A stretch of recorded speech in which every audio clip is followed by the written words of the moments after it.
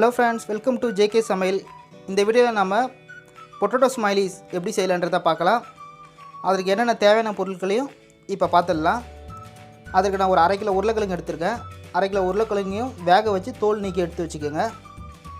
Bread தூள் 2 table spoon, காரத்துக்காக chilli powder 1/2 spoon எடுத்து வச்சுருக்கேன்.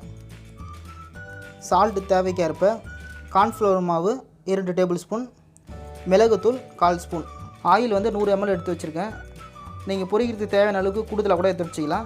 எனக்கு 100 ml இது கரெக்டாக இருக்கும். அதனால் 100 ml ஆயில் எடுத்து வச்சுருக்கேன். இவ்வளோ தாங்க நம்ம பொட்டேட்டோ ஸ்மைலி செய்கிறதுக்கு தேவையான பொருட்கள். இப்போ இந்த பொருளாக வச்சு நம்ம எப்படி செய்யலான்றதை பார்க்கலாம். நம்ம வேக வச்சுருக்க உருளைக்கிழங்கை வந்து காய் சீவரத்தில் வச்சு சீவி எடுத்துக்கலாம். அப்படி இல்லாட்டி கூட நம்ம கையில் கூட பிசைஞ்சு எடுத்துக்கலாம்.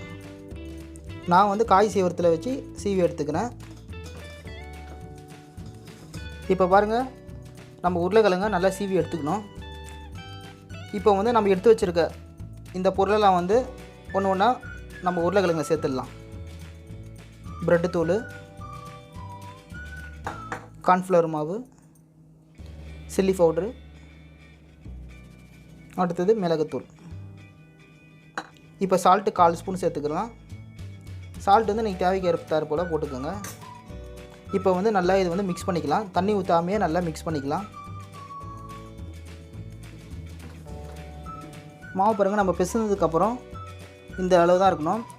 அதாவது சப்பாத்திக்கு மாவு பிசைஞ்சது எப்படி இருக்குமோ அந்தளவுக்கு இருக்கணும். பிசையும் போது கூட வந்து ஒரு 1/4 ஸ்பூன் ஆயிலும் சேர்த்து பிசைஞ்சுக்கோங்க. இந்த அளவுக்கு இருக்கணும். அவ்வளோதான். இப்போ இது எப்படி செய்யலான்றதை பார்க்கலாம்.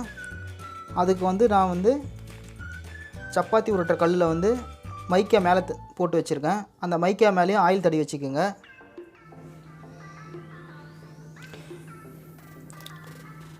மாவு நல்லா அதிகமாகவே எடுத்து வச்சுட்டு ரொட்டி கட்டையிலே வந்து நல்லா உருட்டி எடுத்துக்கலாம். நம்ம மாவு உருட்டிட்டு சின்ன மூடி வச்சு ரவுண்டு ஷேப்பில் இருக்கிற ஒரு மூடியை எடுத்துகிட்டு இந்தமாரி நல்லா அடிச்சு வர அளவுக்கு ஷேக் பண்ணிக்கிடுங்க. ஷேக் பண்ணிங்கன்னா ரவுண்டு ஷேப்பு கிடச்சிடும் நமக்கு. அடுத்தது ஸ்டவ் வச்சு நம்ம கண்ணு செஞ்சிடலாம்.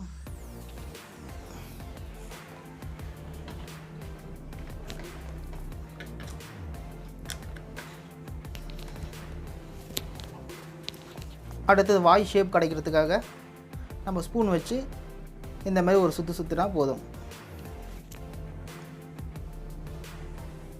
இப்போ பேனில் நம்ம எடுத்து வச்சுருக்க ஆயிலை சேர்த்தாச்சு. ஆயில் கொஞ்சம் சூடாகட்டும். ஆயில் வந்து ரொம்பவும் சூடு இருக்கக்கூடாது, லோ ஃப்ளேம்லேயே வச்சுக்கோங்க. இப்போ ஆயில் சூடாகிடுச்சு. நம்ம உருட்டி வச்சுருக்க பொட்டேட்டோ ஸ்மைலியை ஆயிலில் சேர்த்துக்கலாம்.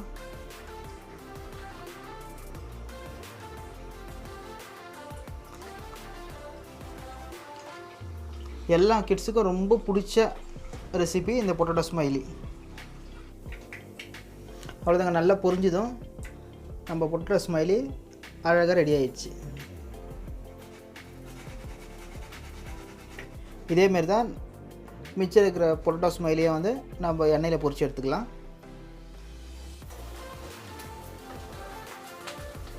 அவ்வளோதான் ஃப்ரெண்ட்ஸ். இப்போ பாருங்கள், நம்மளோட பொட்டேட்டோ ஸ்மைலி ரெடி ஆயிடுச்சு. இந்த வீடியோ பிடிச்சிருந்தா வீடியோவை லைக் பண்ணுங்கள், ஷேர் பண்ணுங்கள்.